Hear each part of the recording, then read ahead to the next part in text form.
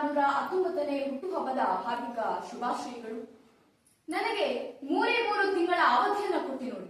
ಪಾಕಿಸ್ತಾನದೊಳಗೆ ನುಗ್ಗಿ ಪಾಕಿಸ್ತಾನಿ ಸೇನಾ ಅತಿಕ್ರಮಣಕಾರರನ್ನ ಮುಜಾಫರ್ಬಾದ್ವರೆಗೆ ಅಟ್ಟಿಬಿಡ್ತೇವೆ. ಭಾರತೀಯ ಸೇನೆಯ ಶಕ್ತಿ ಸಾಮರ್ಥ್ಯ ಎಂತದ್ದು ಅನ್ನೋದನ್ನ ಇಡೀ ಜಗತ್ತಿಗೆ ತೋರಿಸಿಬಿಡುತ್ತೇವೆ. ಕಾಶ್ಮೀರದ ಸಮಸ್ಯೆಯನ್ನೇ ಇಲ್ಲವಾಗಿಸುತ್ತೇವೆ. 1948ರಲ್ಲಿ ಪ್ರಧಾನಿ ಜವಾಹರ್ಲಾಲ್ ನೆಹರೂರವರಿಗೆ ಇಂಥದೊಂದು ಪತ್ರ ಬರೆದಂತಹ ಆ ಧೀರ ಬೇರಿನ್ಯಾರೂ ಅಲ್ಲ, ಕೊಡಗಿನ ವೀರ ಜನರಲ್ ತಿಮ್ಮಯ್ಯ. ಭಾರತೀಯತೆಯ ಬಗ್ಗೆ ಅವರಿಗೆ ಅಂತಕುಂದು ಅಭಿಮಾನ ಇತ್ತು. ತಾಯ್ನಾಡಿಗಾಗಿ ಹೋರಾಡುವ ಛಲ ಇತ್ತು. ಭಾರತೀಯರು ಎಂತಹ ಧೈರ್ಯರು, ಎಂತಹ ಧೈರ್ಯ ಉಳ್ಳವರು ಅನ್ನೋದಕ್ಕೆ ಜನರಲ್ ತಿಮ್ಮಯ್ಯನವರು ಜೀವಂತ ನಿದರ್ಶನರಾಗಿದ್ದರು.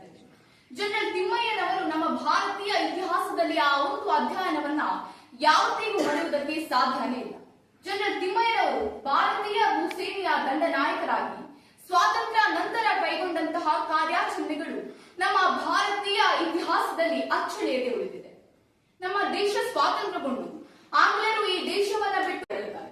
ಆ ವೇಳೆ ಅಲ್ಲಿ ಭಾರಿ ಭೂಕಂಪ ಸಂಭವಿಸಿಬಿಟ್ಟೆ. ಪತಿ ಪತ್ನಿ ಇಬ್ಬರು ಭೂಕಂಪ ಪೀಡಿತ ಜನರ ರಕ್ಷಣೆಗೆ ನಿಂತಾರೆ. ಜೊತೆಗೆ ಬಂಡುಕೋರ ಪಠಾಣ್ ಪಂಗಡಗಳ ವಿರುದ್ಧ ನಡೆದ ಕದನದಲ್ಲಿ ಯುದ್ಧ ತಂತ್ರ ಮಾಡಿ ಬಂಡುಕೋರರನ್ನ ಹತ್ತಿಕ್ಕುತ್ತಾರೆ ತಿಮ್ಮಯ್ಯನವರು. ಹೀಗೆ ಅವರು ಮೇಜರ್ ಆಗಿ ಬಡ್ತಿಯನ್ನ ಪಡೆಯುತ್ತಾರೆ.